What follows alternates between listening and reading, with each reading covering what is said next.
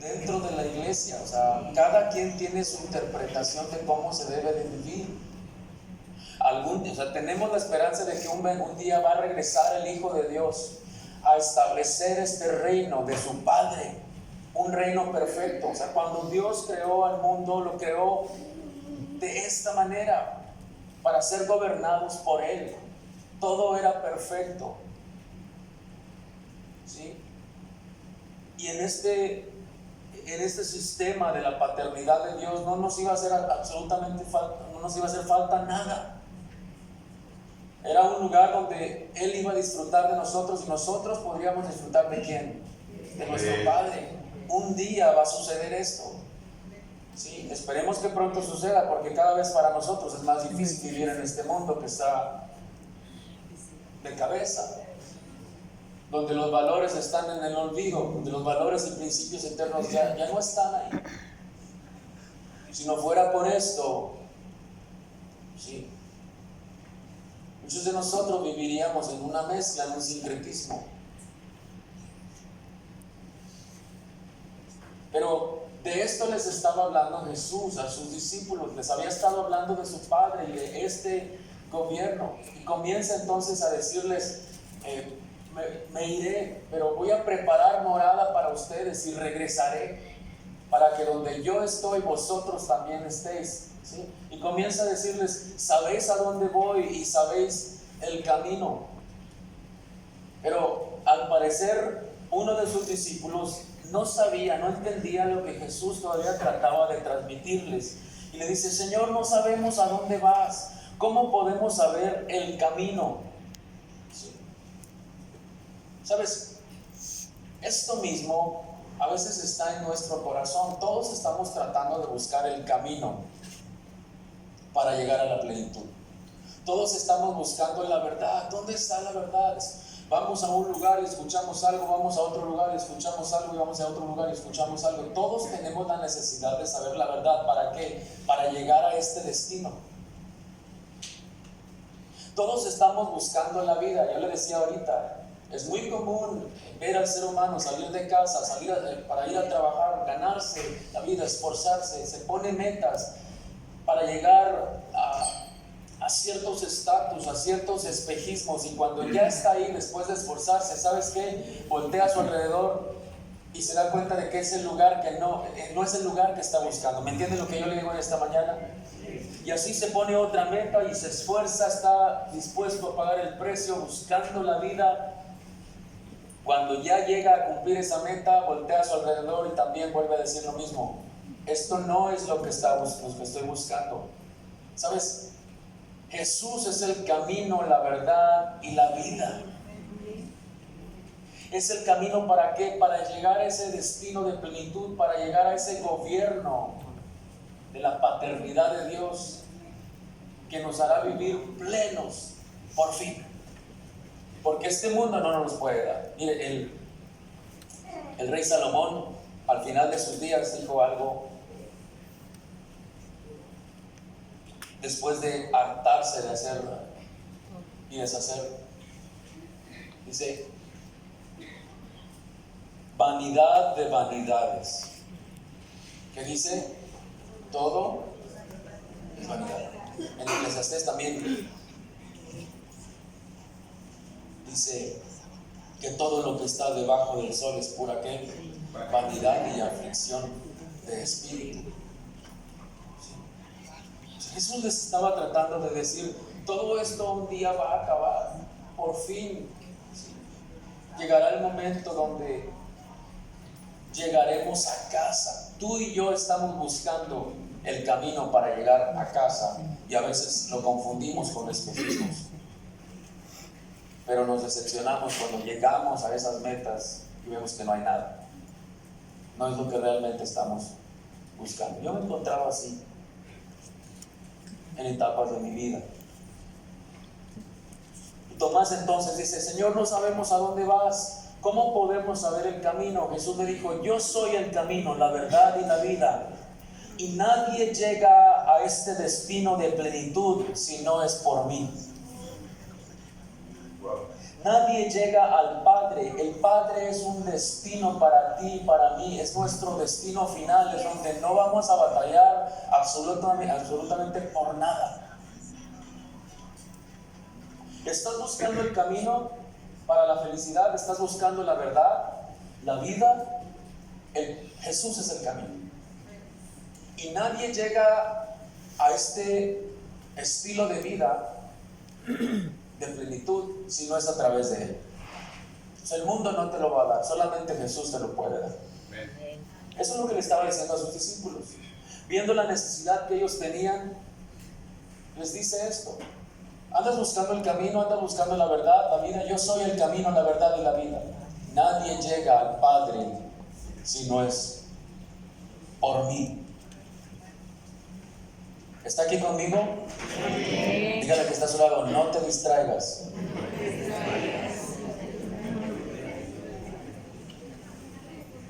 Oiga, para mí es muy importante que usted y yo entendamos esto. Hay una pasión en mi corazón porque existe una restauración de este gobierno en nuestro corazón. Amén.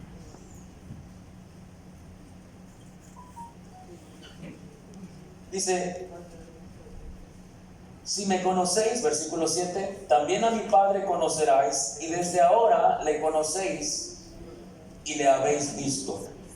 Jesús era un portador de este gobierno. Jesús era un portador de su Padre.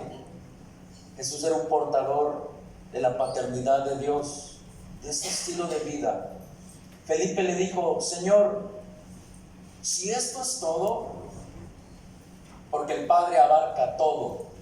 Diga conmigo: el Padre eterno abarca todo. Mire, Felipe, ya ve que Tomás no le caía el 20, pero Felipe sí. Felipe entendió, se le prendió el foco. Dice: Señor, muéstranos al Padre. Si me estás diciendo que esto abarca todo lo que necesitamos, muéstranos este estilo de vida, muéstranos este gobierno, muéstranos al Padre. ¿Y qué dice? Y nos basta. Había entendido que el Padre abarcaba todo, que esto convenía, que esto cambia la vida.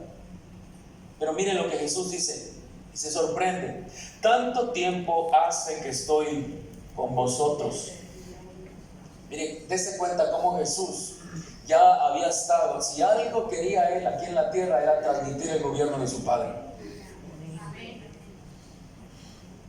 Y se da cuenta por esta plática tan interesante con sus discípulos: oye, tanto tiempo te he estado transmitiendo esto,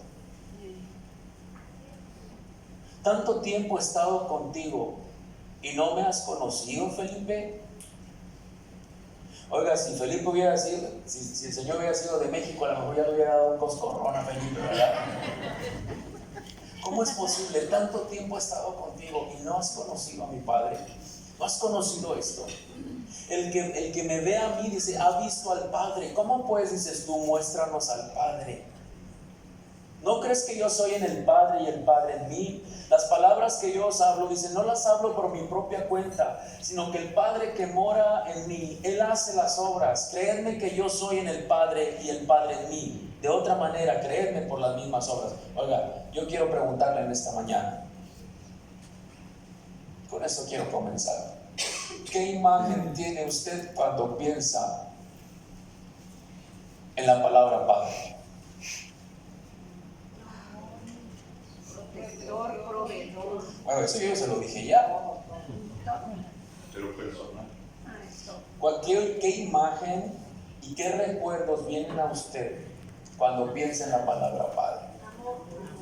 Amor. Misericordia, paz, fortaleza, bondad, voluntad. Ahora te voy a preguntar algo. ¿Qué recuerdos tiene usted de una paternidad terrenal? ¿Alguien dijo temor? No. ¿Amor? ¿Qué recuerdos tiene usted de una paternidad terrenal? Protector, amoroso, iglesia? ¿Alguien dijo abandono? ¿Abandono? Autoridad. Corrupción. Valores. Valores. Ahora, Rechazo. yo creo que depende de la imagen, depende del concepto que tengamos de la palabra Padre, determina qué tan lejos podemos llegar en este estilo de vida, en la vida cristiana. Porque yo he entendido que parte de la iglesia le es fácil sentirse hijo de Dios, pero parte de la iglesia o gran parte de la iglesia se le hace difícil. Está acostumbrada a caminar como siervo en agradecimiento por el regalo obtenido,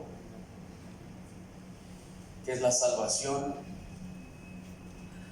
Y claro, fue un regalo inmerecido y no está algo mal en eso. Siempre vamos a vivir agradecidos con Jesús por su obediencia al Padre, para dejarnos el camino libre hacia una reconciliación con Él. Pero muchas veces, si no hemos tenido una paternidad terrenal que nos haya llevado a los pies de nuestro Padre, se nos hace difícil caminar como hijos. Y estamos entonces acostumbrados a caminar como siervos. Y nos quedamos abrazados de la cruz en el agradecimiento, pero la intención de Jesús era que usted y yo corriéramos a casa, tuviéramos el camino libre para reconciliarnos con nuestro Padre y entráramos bajo este gobierno de la paternidad de Dios. ¿Me entienden lo que yo le digo en esta mañana? Amén. Depende de la crianza que hayamos recibido en cuanto a la paternidad terrenal, determina mucho qué tan lejos podemos llegar en nuestra relación con el Padre Celestial. Muchas veces podemos estar en la iglesia cristiana, pero Jesús luchando con nosotros, tratando de tocar una y otra vez a la puerta de nuestro corazón para restaurar la paternidad, para restaurar este gobierno en nuestra mente, en nuestro corazón, y no lo dejamos. Y podemos ver a Jesús como nuestro fiel amigo, podemos ver a Jesús de muchas maneras, pero la intención de Jesús es que tú veas al Padre a través de Él. La intención de Jesús no es que tan solo nos quedáramos abrazados de la cruz y que nos quedáramos allí. Si usted se fija, dentro de la iglesia casi no hablamos del Padre. Hablamos de Jesús, claro, es la puerta para todos nosotros. Hablamos de su Espíritu, pero casi no hablamos acerca de la paternidad de Dios porque no nos identificamos con Él. Pero tanto Jesús como su Espíritu nos quieren llevar a este gobierno de la paternidad de Dios. Pero si no hemos tenido una vivencia muy bonita en cuanto a la paternidad terrenal, esto puede entonces formar una barrera que impida que usted y yo nos sintamos hijos y entremos en este gobierno de un Padre bueno que puso estas reglas para cuidarnos. Es un Padre lleno de amor que hizo esto pensando en el bien para nosotros. Amén. Es difícil entrar a un gobierno así cuando existe esta barrera. Quiero pensar que, y no lo dice, pero quisiera yo saber qué estilo de vida llevaban estos hombres que Jesús había agarrado. Algunos eran pescadores, otros se dedicaban a otra cosa, pero quizás venían de familias disfuncionales donde los valores y principios eternos ya estaban en el olvido. Si algo querían estos imperios que habían ido a conquistar al pueblo de Israel era quitar absolutamente todo aquello que Dios había establecido. Quemaron el templo, quemaron muchos escritos, muchos fueron escondidos que hasta ahora los han encontrado en las cuevas de Qumran. Pero si usted se fija, ya no estaban estos valores y principios en la mente y el corazón de la gente. Si usted va ahorita a Israel, se va a dar cuenta de que el 70% de la nación vive en un ateísmo. el 30% sigue la Escritura. Claro, muchos de ellos no creen que Jesús es el Mesías, pero algunos sí. Pero bueno, quisiera yo saber qué estilo de vida vivían ellos, que no les había caído el 20 de lo que Jesús estaba tratando de transmitirles. Pero yo veo que Jesús quería restaurar este gobierno en su mente y en su corazón. Que esto no se trata de una religión. Cuando usted y yo abrimos este libro de la vida, encontramos valores y principios eternos que nos hacen vivir de una forma totalmente diferente a la corriente de este mundo. ¿Sabe? Cuando Dios sacó al pueblo de Israel de Egipto por mano de Moisés, 50 días después, en el monte Sinaí, les da o nace ahí la constitución de una nación que iba a ser gobernada ¿por quién? Por Dios. Si usted se fija cuál es el significado de Israel, es aquel que vence con Dios. ¿Sí? ¿Y cómo que vence qué? Que vence al mundo. ¿Y cómo lo vence? Con eso, en su mente y en su corazón. Cuando Dios le da esta ley a su pueblo, a aquellos que salieron de Egipto, ¿sabe? Se lo dio para que vivieran diferente a todos los demás. Iba a ser una nación diferente. ¿Por qué? Porque cada quien hacía lo que bien le parecía. Quiero decirle que de Egipto no nada más salieron hebreos, salieron extranjeros también que decían: yo quiero ser gobernado por Dios.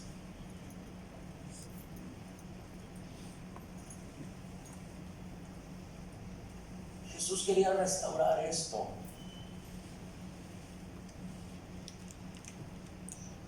En la mente y el corazón del ser humano. Aun cuando aquellos grupos como los fariseos, saduceos, los celotes, diferentes grupos interpretaban la Escritura y sacaban una ley oral y decían: esto es así. Jesús venía y decía: eso no es así. Ustedes han puesto su ley oral por encima de lo que es la Escritura, su interpretación.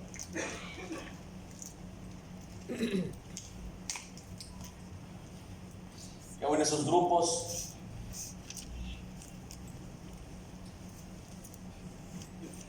se molestaban al escuchar a Jesús compartir este gobierno en su más pura versión,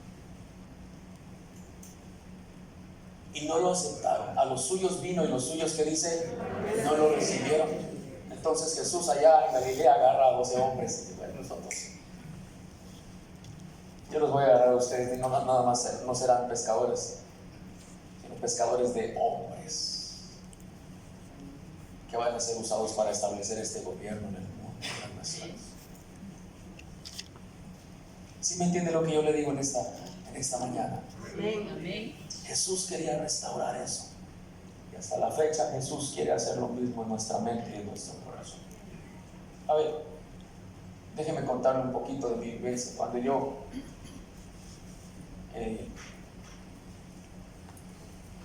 pensaba en la palabra Padre, no era algo muy bueno. Me sorprende escuchar a varios de ustedes la manera en que se expresan cuando escuchan la palabra Padre. Probablemente vivieron en familias funcionales, pero no es lo que comúnmente se vive allá afuera. Déjenme contarle cuál fue mi experiencia.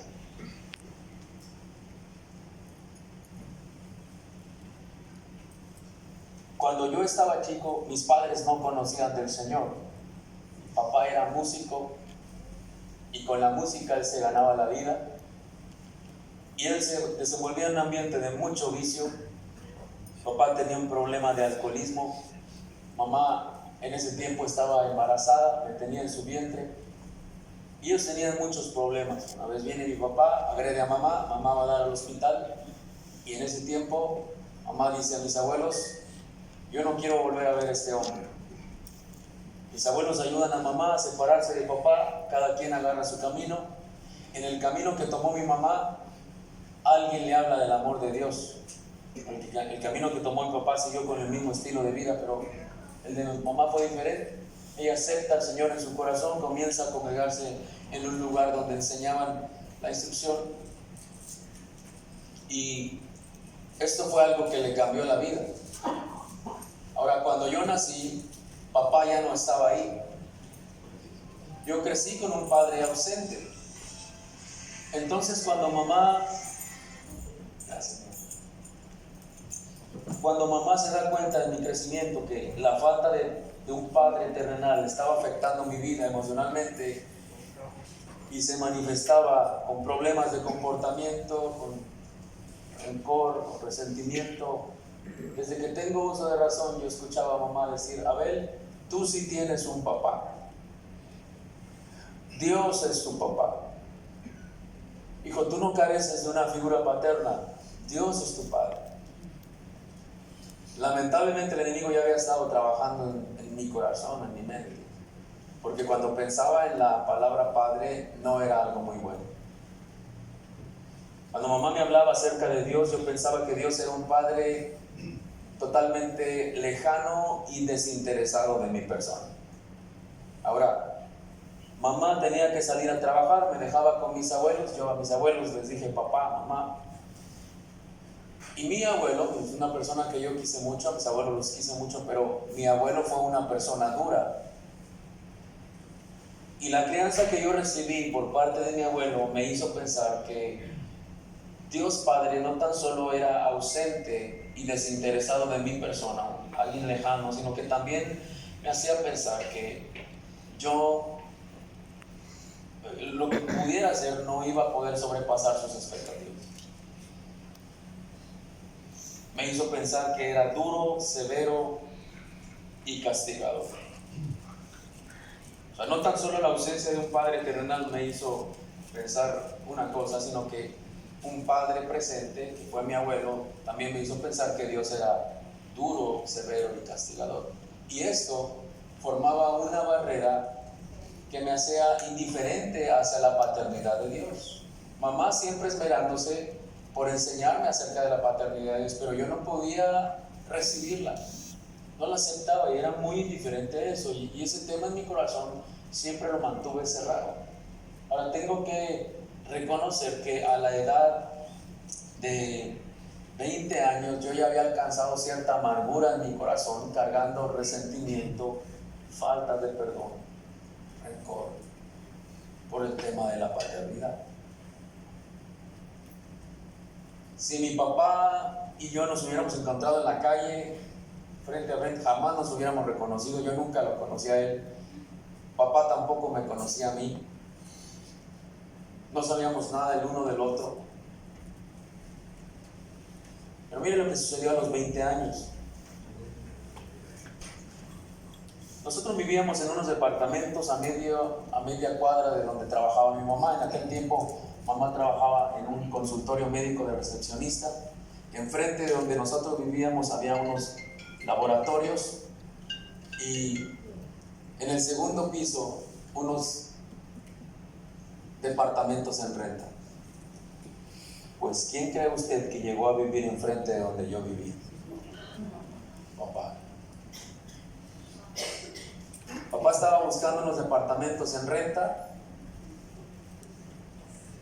para vivir ahí con su esposa y sus 3 hijos, y sin darse cuenta de que nosotros vivíamos enfrente, llega a vivir enfrente de donde nosotros vivíamos. Mi medio hermano me cuenta una mañana que papá, antes de irse a trabajar, abrió las cortinas de la sala, ve en la casa de enfrente salir a una señora, la reconoce y dice: ah, caray, esta es mi ex esposa. Después de 20 años de no verla, la reconoce y le dice a mi medio hermano eso. Después me ve salir a mí de la misma puerta y le calcula a mi papá, dice: este debe de ser mi otro hijo. Y le dice a mi medio hermano, Abelito número 2, ahora no se llama Abelito, pero le dice a mi medio hermano, este muchacho que tú ves ahí es tu medio hermano. Córreles, que no se te vaya, ve y alcánzalo, explícale. Entonces cuando voy caminando, esa mañana me alcanza un muchachito como de 15 años, yo tenía 20, me toca el hombro, volteo y lo primero que él me dice pues es, oye, es que tú y yo somos medios hermanos. ¿De dónde salió? La cosa es que lo miraba y no nos parecíamos en nada. Yo decía, no, está equivocado, ¿no? Me confundió de espalda. Y dice, tenemos la misma sangre. Tú y yo tenemos el mismo papá, y somos medios hermanos. Tu papá es mi papá. Y digo, ¿por qué me estás diciendo esto? Ya me estaba explicando lo que papá hizo en la mañana, al abrir las cortinas, vio a mi mamá salir, me vio a mí salir, y llega a esa conclusión. Dice, tenemos una semana viviendo enfrente de tu casa y no nos habíamos dado cuenta de que ustedes vivían ahí. Ahora, cuando esto sucede, esto me impactó. Ahora, yo siempre había sido indiferente hacia las cosas de Dios, indiferente hacia la paternidad de Dios, mamá esmerándose siempre por enseñarme esto. Yo creo que mamá ya estaba cansada, pero a los 20 años Dios lleva a mi papá a vivir enfrente de mi casa porque me encontraba un punto en la vida donde estaba totalmente atorado. No tan solo con resentimiento hacia papá, sino peleado con la vida. Siempre a la defensiva, introvertido, y muchas cosas que venía cargando. Y bloqueado totalmente en una relación con Dios, sin poder llegar a esa plenitud. Y cuando esto sucede, digo, qué curioso que papá haya llegado a vivir ahí. O sea, me dio mucha curiosidad. Entonces conocí a mi papá. Y es como si Dios me hubiera llevado a un proceso de restauración en cuanto a la imagen que yo tenía acerca de la paternidad y el concepto que yo tenía acerca de él. Sabes que con el paso de los meses, al conocer a mi papá, me di cuenta de muchas cosas. Mi papá no era una persona mala. Sí cometió errores en su vida que lo llevaron a la destrucción. Papá termina a los 55 años de edad su camino en esta tierra y muere de diabetes, sin poder ver, sus 2 piernas cortadas. Ahora, si algo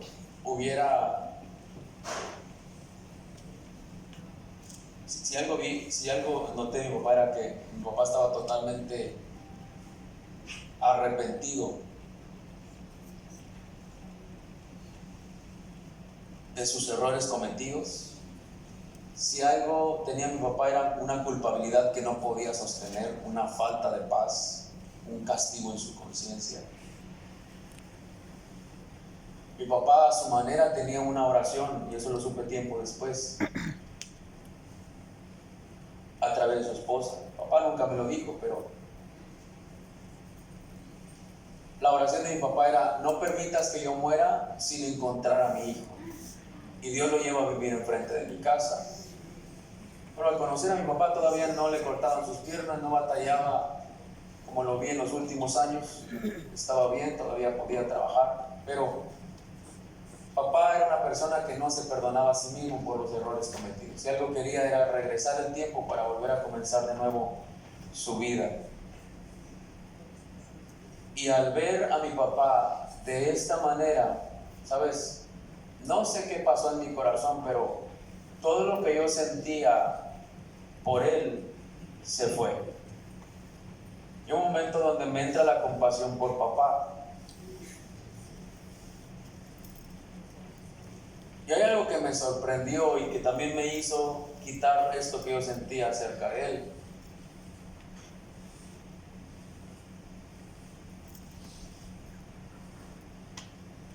Era que mi papá sale a temprana edad de su casa porque porque lejos de poder tener una buena relación con su papá, no tuvo una buena relación con su papá.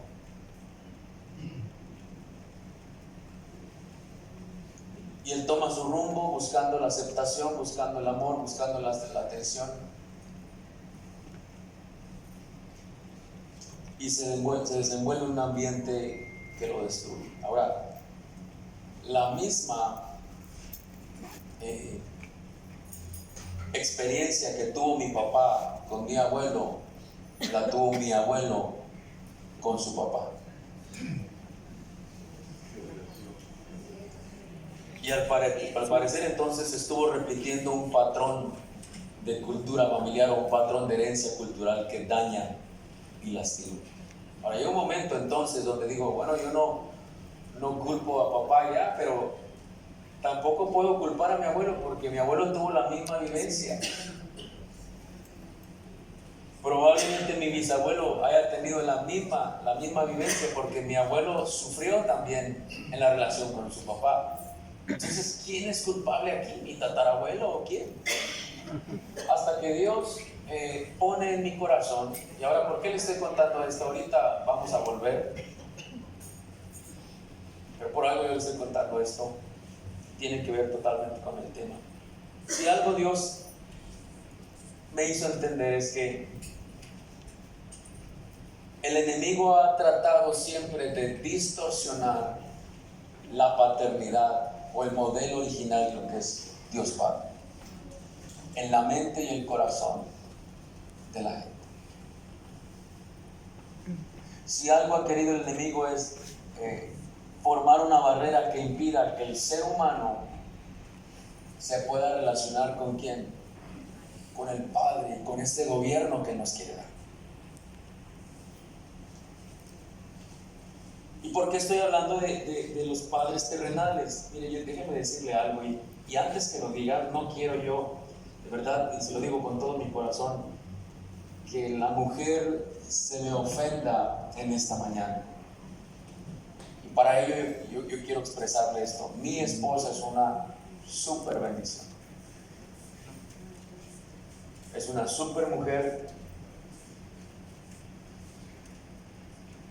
ama de casa, con muchas cualidades, con muchas habilidades.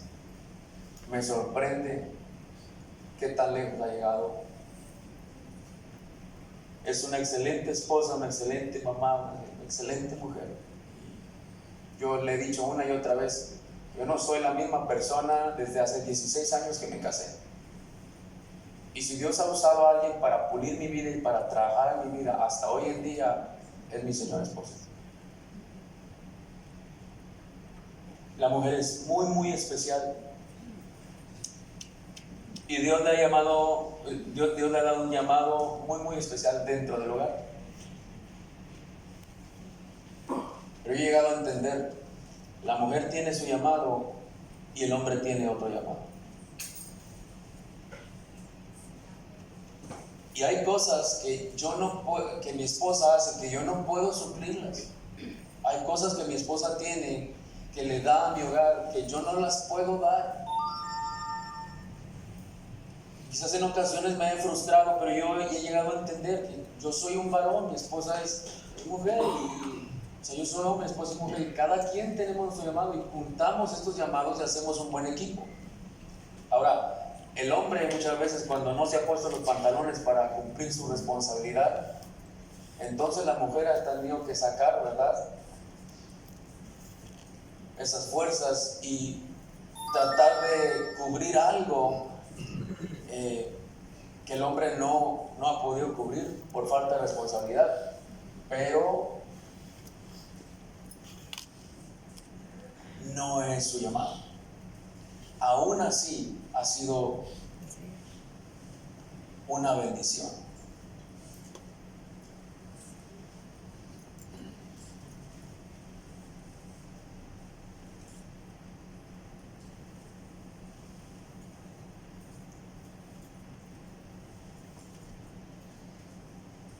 Pero mire lo que le voy a leer.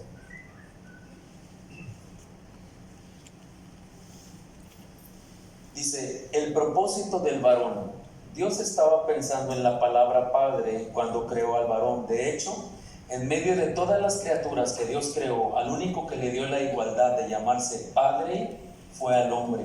Cada varón en cada varón existe el potencial de ser un padre, y no solo biológicamente. Cada varón debe crecer en la paternidad a tal grado de representarla, mostrando estas características que hemos escuchado de nuestro Padre Celestial. Es decir, si de nuestro Padre recibimos provisión, protección, enseñanza, guianza, esta identidad hermosa, quiere decir que el varón tiene estas características también. ¿Para qué? Para ofrecérselas a su hogar, para ofrecerlas en casa. Yo sé que muchas veces el varón puede pensar mecánicamente y puede salir de casa a trabajar, gana el dinero con el sudor de su frente para venir y llenar la alacena, para llenar el refri, pero es una pequeña cosa de todo lo que abarca en realidad su llamado al ser cabeza de hogar. A veces pensamos que con venir y llenar la alacena ya cumplimos, pero hay una alacena mucho más importante y mucho más nutritiva que Dios está esperando que nosotros suplamos, y es que no solo de pan vivirá el hombre, sino de toda palabra que sale de la boca de Dios. Y obviamente dentro de ese pan están todas estas características que nosotros recibimos de nuestro Padre. El varón las tiene que ofrecer a su casa. ¿Sí? Dese cuenta ahí cómo al enemigo le interesa distorsionar la paternidad en la tierra para que el hombre no cumpla este llamado y entonces no sea un representante de la paternidad de Dios en casa. Que se pierda el modelo educativo que toda familia necesita para vivir pleno. ¿Sí me entiende lo que yo le digo en esta mañana? Y es por eso que entendí lo de papá y lo que pasó, ¿verdad? En generaciones atrás en cuanto a la paternidad, y lo que quería el enemigo hacer conmigo también, porque ya pensaba en la palabra padre y era totalmente lejos del modelo original. Ahora, ¿qué iba a suceder? No tan solo mi camino iba a estar truncado, sino al tener un hogar, imagínense lo que podía esperarle a mi familia. ¿Sí? Miren la importancia de restaurar la paternidad de Dios en mi mente y en mi corazón. Ahora entiendo lo que Jesús quería hacer en la gente y lo que quiere hacer hasta hoy en día. Restaurar esta paternidad, poner en nuestra mente y en nuestro corazón el modelo original de lo que tiene que ver con el Padre.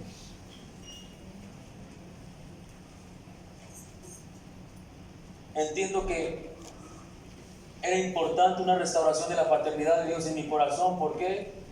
Para yo ser un representante de esta paternidad en mi casa, con mi esposa, con mis hijos. Saber todo lo que abarca mi responsabilidad al tener un hogar. Ahora, no estoy con esto diciendo que mi esposa es hija, es mi compañera, es mi amiga, es mi ayuda idónea. Somos un equipo, pero entiendo bien lo que Dios quiere de mí, y así como mi esposa recibió de su papi identidad de Dios, protección de Dios, enseñanza de Dios, guianza de Dios, al salir de casa para venir a compartir su vida conmigo, Dios espera que yo siga supliendo estas necesidades en ella. Y como cada llamado es diferente, y mi llamado es proveerle a mi esposa de estas cosas. Mi llamado es hacer que mi casa experimente lo que es vivir en la casa de Dios, lo que es vivir en el gobierno de Dios, lo que es vivir bajo la protección y la guianza y la provisión de un Padre amoroso, de un Padre perfecto que abarca todo. ¿Y qué decir en la vida de mis hijos? Porque no tan solo la paternidad de Dios me educa y me enseña cómo debo de tratar a mi esposa, como una dama, como un vaso frágil, como una reina, como una hija de Dios, sino que también me enseña que debo de estar presente en la vida de mis hijos y guiarlos en la paternidad de Dios, es decir, una educación que los va a preparar para que cuando ellos sean adultos y tengan que tener un hogar, sean conscientes de todo lo que abarca su responsabilidad al tener una familia. Oiga, ¿cómo yo puedo cumplir un llamado ahora que tengo una esposa y 4 hijos? Si tuve un padre ausente, o si tuve un abuelo que trató de guiarme en la paternidad, pero que no tenía esta educación cristiana, esta educación basada en un gobierno perfecto. ¿Cómo yo entonces puedo estar listo para tener un hogar y cumplir mi llamado en casa? Hoy entiendo que es importante estar en la vida de mis hijos y prepararlos, guiarlos en la paternidad de Dios, es prepararlos para que cuando ellos sean adultos entiendan lo que es tener una familia. Tengo 3 varones, Abelito de 12 años, Andresito de 10 años, tengo una nena de 5 años y tengo un niñito de 3 años. Y tengo... No se crea, ya no se crea.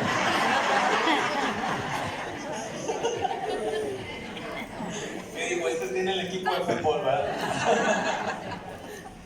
Tengo 4 nada más.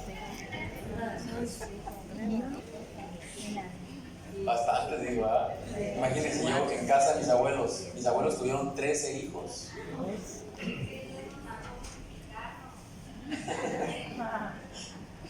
Yo 4.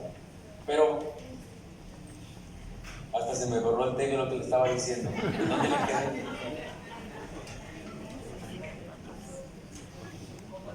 Tengo 3 varones. Mire, mi reto más grande no es estar acá cantando o estando aquí compartiendo. Mi reto más grande se llama familia.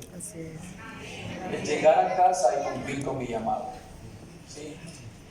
Oiga, yo sé que aquí soy Abel Zavala, pero en mi casa soy Jesús Escobedo. El Abel Zavala no existe.